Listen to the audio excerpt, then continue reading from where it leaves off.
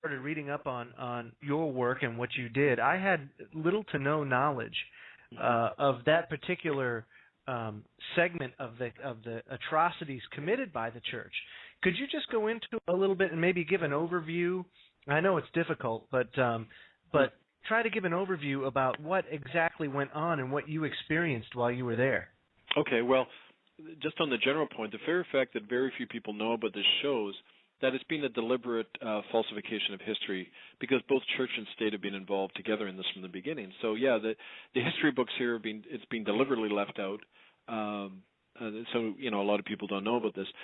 I began to learn about it when in 1992 I was a United Church minister with a young family. I lived out on the West Coast. I was called to a parish in Port Alberni, which is on Vancouver Island.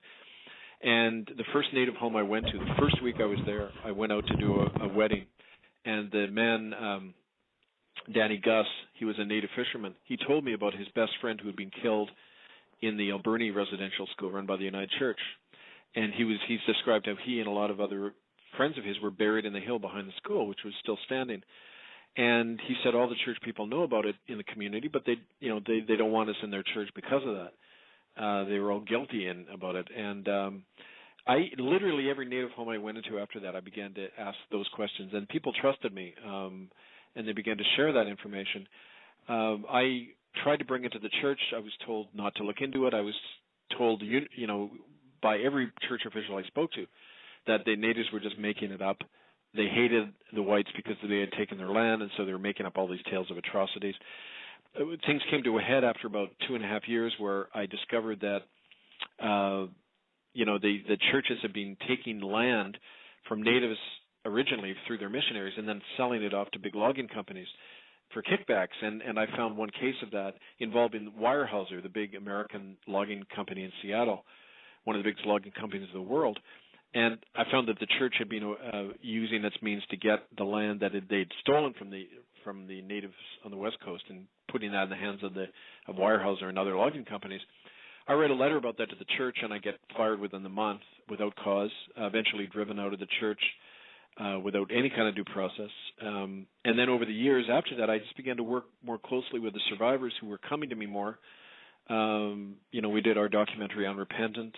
A lot of this is documented on our website, hiddenfromhistory.org, and subject to our recent books and that. But what's amazing is that what I found, kind of in summary, is all of that information is out there. The eyewitnesses, there's hundreds, maybe even thousands of eyewitnesses still alive to these things, native and white people. When I started working on a doctoral degree at the University of BC, I found a lot of these records that I published for the last 10 years showing a death rate of over 50%, because the priests were taking children who were healthy and deliberately housing them with children with tuberculosis and then never treating them. And they did that consistently over decades, as a form of germ warfare to depopulate these areas, especially the West Coast. All of that information is out there, but like I often say to people, the problem isn't a lack of evidence, it's the mindset. It's the will to disbelieve. It's how, white people in North America are not used to thinking of themselves in these terms because they've been hidden from their own history. So that's really the struggle we have, I think. Wow, that's amazing. Folks, if anybody has a question for Kevin, the number to call, 646-727-3387. Let's go to the phones right now. Area code 403, you're live on the air. Kevin, I've got 2 points for you.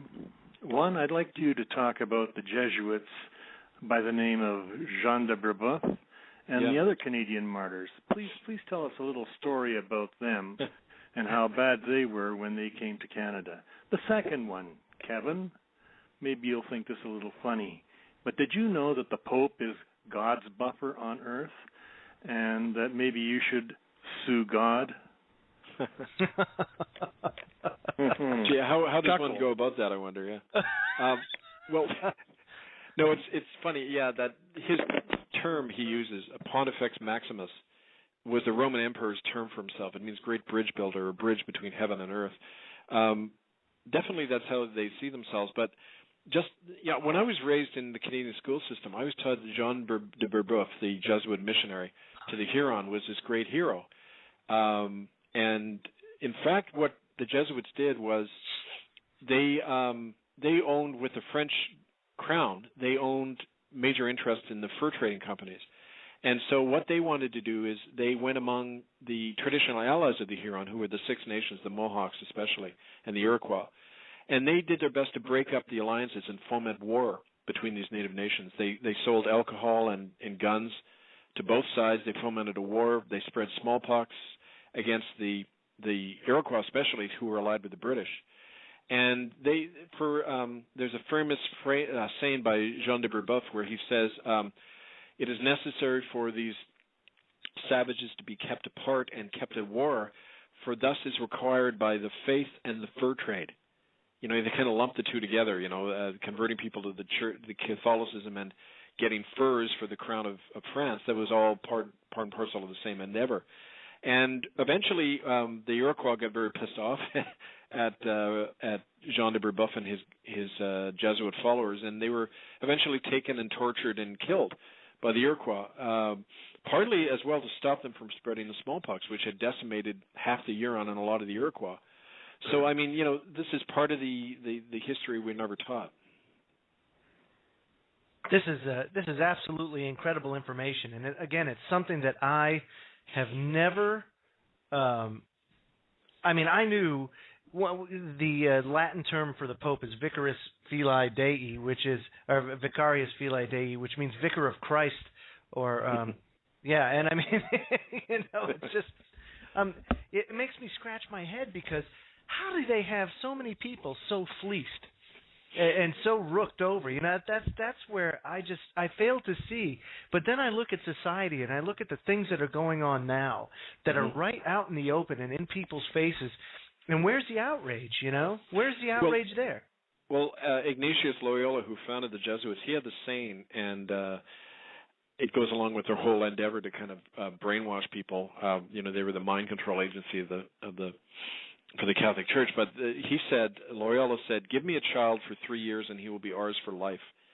And that was the whole, when you look at the whole, it's really like a cult ritual abuse when you look at what a child goes through, going through catechism, the kind of the emotional and psychological controls that are used, the overwhelming fear that you're going to go to hell unless you abide by the dictates of the church and the priest. That kind of thing from a young age basically traumatizes people. And so, as you know, from 9/11 and that, when people are traumatized, it cuts off their higher thinking, their higher self, the reasoning abilities. So, you can talk to Catholics about all this stuff, and they might agree with you, but they're not able to act on it because they've had this fear built in at a young age.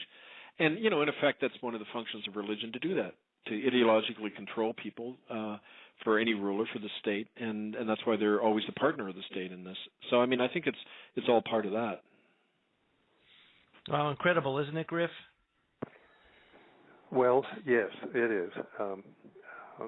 It's a piece of a larger scam. I personally think the largest scam that I've ever seen is the world monetary system. Everybody in the world is controlled.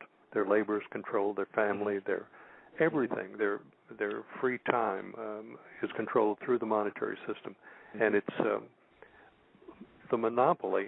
Parker Brothers monopoly money is probably worth more than the currency floating around the world today, and I really believe that. Mm-hmm. And people can't see it. You can explain it over and over, and they can't see it. They can't grasp it. And the Vatican is certainly part of that.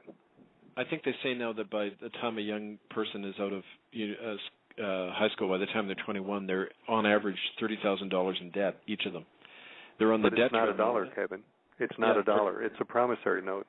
We don't have dollars. Okay. Well, I stand corrected, but they are majorly in debt, and once people are in that situation, then they're locked in. And they're slaves. How can you trade promissory notes that no one can define? Mm-hmm.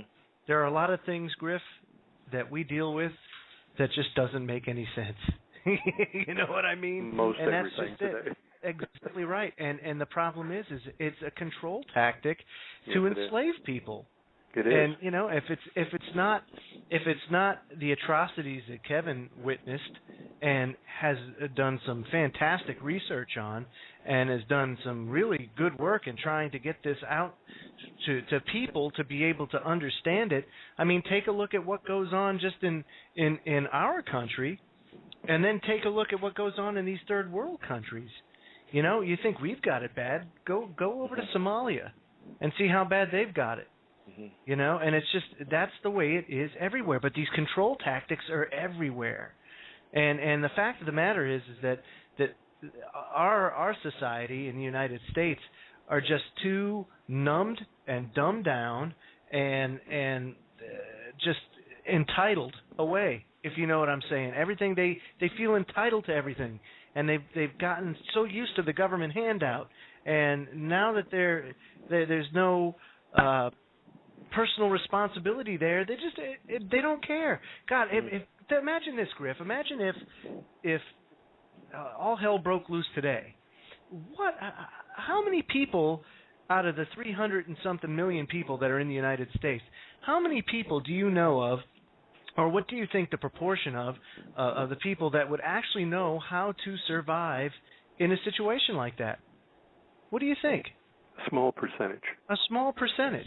Less than 5%. It's going to be drastic. It's going to be awful when that eventually occurs, And our friend from 403 is calling back, and I'd like to bring him back on. 403, okay. Go ahead. One more point for Kevin. Kevin says he's a Catholic. I doubt it. No, I'm not a Catholic. Weren't you a priest? I was a Protestant minister.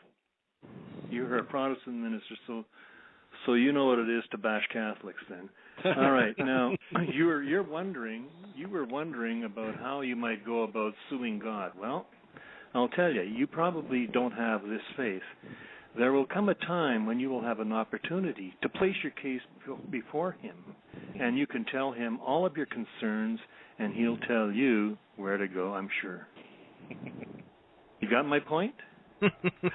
Well, I think so. Talk about that, Kevin? Well, I guess it depends on... I mean, you're in good company there. King doesn't believe in anything, and I don't know what Joe Joseph believes in, or AC. Well, yeah. Judgment Day comes for that's you right. And for everybody, unless you think you're going to die and go into a hole.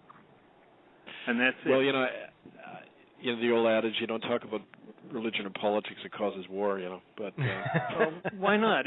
You call that BS? You're talking BS too. You didn't give any credit to the Canadian martyrs. You don't believe in martyrdom, dying for the faith. You don't. I know you don't. That's the way they're portrayed. Why would anybody want to die for anything? Why would anybody want to die for anything? Jesus Christ died for something, for you. And he's somebody who died for something. I'm not talking about that. I'm talking about would you give your people, life for your country? Well, why would anybody want to do that? There are many people in this world that will die for the cause. And if the cause is their faith, they will die for it. But dying that's true. But what about the Chancellor of England when King Henry put him to death? What did he die for? Dying. Do you mean Thomas More? You mentioned him before. Thomas More also caused the death of a lot of... there's a quote from Thomas More. He says, "The smell of burning heretics' flesh is sweet to my nostrils." So unfortunately, when you say die for your faith, you're also, by the same logic, causing other people to have to die as well. And if people just die by themselves, fine. But in the case of Jean Brebeuf, he was responsible for a lot of deaths, and that's what I'm having question. What was his payoff? What was his payoff? The Indians shoot his nails, cut out his heart. Yeah, I'm sure he believed he was doing the right thing. But so did Adolf Hitler. Adolf Hitler was never excommunicated. Why was that? He was a loyal Catholic. It's true. And thank you for the call, 403. Wow, Kevin, you handled that pretty well. That's good. That was real good. I got a question. Well, not only... I'm sorry. I just wanted to add that, the Pope, when he was in London, said atheist caused the rise of Hitler. Mm-hmm. And I when I was speaking to the crowd, I said it's an interesting point coming from a former Hitler Youth member, Joseph Ratzinger, to say that. But, in fact, it was the Catholic Church that brought Hitler to power through the Concordat. The first power in the world to recognize Hitler was the Vatican. And it gave him instant legitimacy with millions of Catholics all over Germany. So, we should look at, before we point fingers, look in our own closet. Right, sure. Now, I got a question from the chat room, and this says, do you think that the Knights Templar discovered the science of usury hidden in the temple archive